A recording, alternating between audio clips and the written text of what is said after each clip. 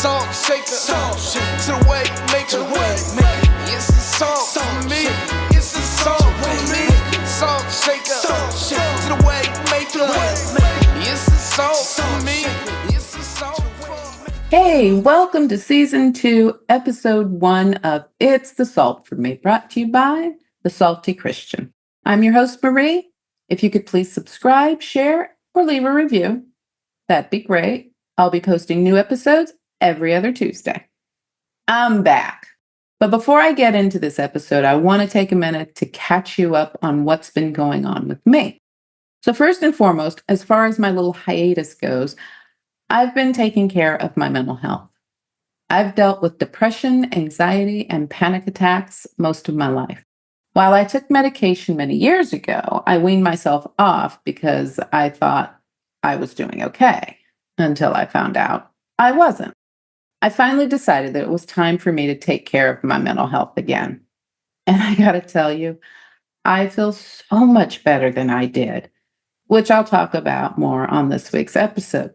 So this week, I want to introduce a new series that I will talk about called Reach for the Healing, whether it be mentally, physically, emotionally, or spiritually. I think everyone has, at one point or another, required some level of healing. And in this first episode, I want to talk about mental health, specifically my bestie, depression. I'll share where I'm at, where I've been, and how it's been going. Oh, and just FYI, I am not a therapist. I struggle with mental health. So take whatever I say that applies to me and do your own research. So as I said before, I have dealt with depression, anxiety, and panic attacks for most of my life. Today, I'll focus on my depression. I honestly think that depression is something that has been in me since I was a kid. It feels like this invisible dark cloud is hovering over me all the time. It lets me have a good time, but it always puts me back in my place. When did this start? I remember when I was little, couldn't have been more than 6 or 7, crying every night when I got in my bed and asking God to let me die first so I wouldn't have to see anyone in my family die. Come to think of it, maybe because by that time I had been to more funerals than I care to remember. Maybe it was because I was traumatized by being taken to so many open casket funerals of people I loved. Maybe this is something that I've carried with me all these years, not realizing the damage it did to me. Keep in mind that I didn't know what this was that I was feeling. So growing up, I was the one who always tried to make sure everybody was okay, make sure everybody was laughing. I was the spoiled, carefree, happy child. I was truly all of those things, but I was also really sad inside. Nobody ever knew how I was really feeling, and nobody would ever suspect that I was depressed or sad because that's not the part of me I showed people. It was almost like I was two people. I really didn't understand it, but something inside of me told me that I had to keep it a secret. Something was going on with me, nobody would ever know because my mama ain't raised no punk. So I was embarrassed to let people know if I was hurt or sad, family included. So I kept everything inside. I'd wait until it was time to go to bed and go into my room and cry. I stored everything in the vault my entire life. When I hit my 20s, I found out that my mama did, in fact, raise a punk because that vault blew the hell up. So I pretty much forced myself to live with my depression all of my life. I mean, don't get me wrong, I've had great times in my life. My depression seems to hit me whenever I have too much time to think. When I hit my 20s, around 23, 24, I started getting bad panic attacks. By this time, I'd been through more shit than I feel like I deserved. And that's a story for another lifetime. But I believe that it was because of all the trauma I had been through that my depression came to a head. I think I had or still have PTSD. And from there, it caused me to have panic and anxiety attacks. Basically, I was a hot fucking mess. I won't go into my other besties' anxiety and panic attacks today, but boy, do I have some stories to tell about them. Anyway, My doctor at that time prescribed medication for depression and just it made everything worse, which can happen sometimes. If I'm being honest, I was a hot mess for about a good year before they finally figured out a combination of medicines that worked for me. I would cry at the drop of a dime. I didn't want to do anything. It was the lowest of the lows for me. I never thought I would have any type of normalcy again, no happiness, no peace, no joy.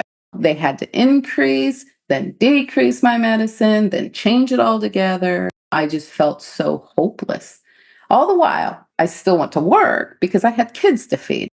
I never let on to them what was going on with me because I wanted to shield them from my mental health issues. I wanted to make sure they didn't think I was sad because of anything they had done or not done.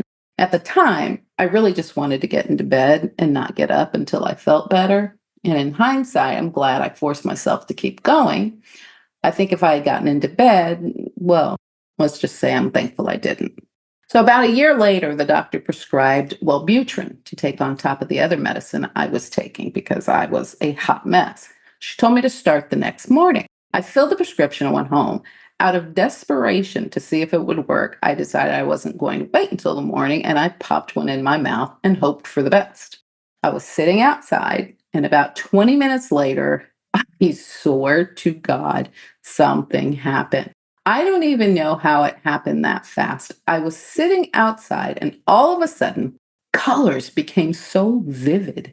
It was like the fog was lifting, and I was finally able to see clearly. I felt this inner peace. I remember just sitting there smiling. I had never experienced this sort of feeling before. I felt energized. I could organize my thoughts. I was fucking happy. And it wasn't a fluke. I kept feeling better and better as each day passed. I wasn't even getting the full effects of the medicine yet, and the cloud was gone. I tell you, I was walking around like John Travolta in his white suit. So a couple years later, I decided to wean myself off all medication. Frankly, I should have never stopped taking them. But yeah, I stopped taking them after a while because, I felt great. I had it under control, didn't really need it anymore. Or so I thought. That's one of the biggest misconceptions with some people who take medications. Sometimes we think that because we're feeling better, we don't need the medicine anymore. Unfortunately, it doesn't click that the reason we are feeling better is because of the medication. Don't get me wrong, everyone is different. Some people may need medication their entire life. Some people may not need medication at all. I found out that I am not one of those people. It's been a good 20 plus years since I stopped my meds and brought my bestie back.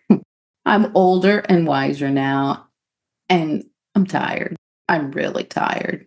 It finally hit me. I don't have to feel this way. And why would I want to feel sad and depressed and have anxiety and panic attacks if I don't have to? Why can't I talk about it? Why not get the help that's out there? What do I care what these people think about people with mental health issues? In all my years of living, I found out that when I have told people about my mental health issues, 9 out of 10 times, they are struggling too and just kept it to themselves. Ain't that some shit? I mean, they're always more than happy to listen or be there if I'm struggling. They check on me. They love me.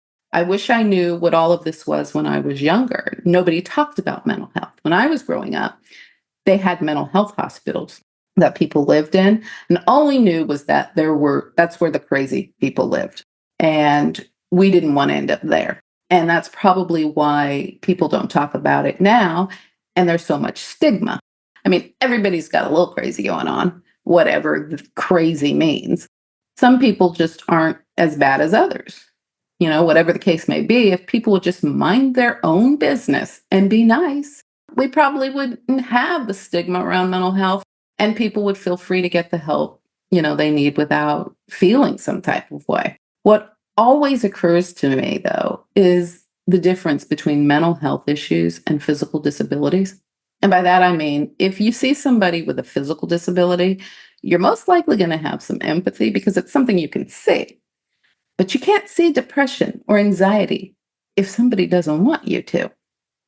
With practice, it's really easy to hide. So you don't have a lot of empathy. You might just think your friend is tripping or going through something. That's why they don't call like they used to or want to get together. She'll be all right. He'll be all right. But we won't. We won't be all right because we are in hiding out of fear that it would be too much for you. And we would end up alone in our thoughts because now everybody thinks we're crazy. Again, whatever that means. The church will tell you to pray. Yes, absolutely pray. And then go to a psychologist, psychiatrist, and get therapy. And if you need it, medication. There's no shame in that. It's okay to not be okay. I want you to imagine you're in a crowd of people, and I read this somewhere, but imagine you're in a big crowd of people and look around and find the happiest person in the room. That's most likely the saddest person in the room. That was me. On the outside, I was good. On the inside, I was dying. Just be kind to people. It doesn't cost anything.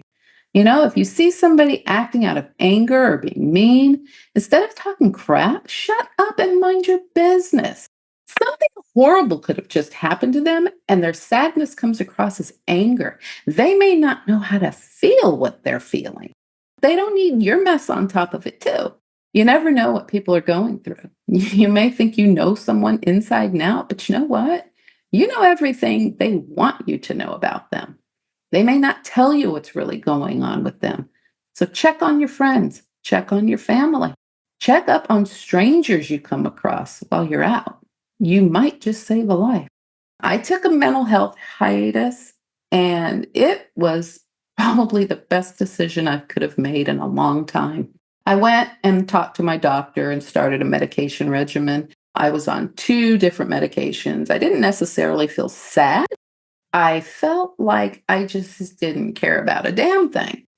At first I was fine with that because anything is better than feeling sad. It was going fine, but then the dark clouds started trying to creep back. I immediately went back to my doctor and asked her to add Wellbutrin to it. She didn't want to do that.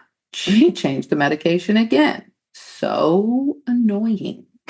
I had told her about what it did before, but she had other ideas. I waited another month to see if the new medicine would work. Of course, it didn't. The cloud was in full effect. I went back to my doctor, and this time she heard me.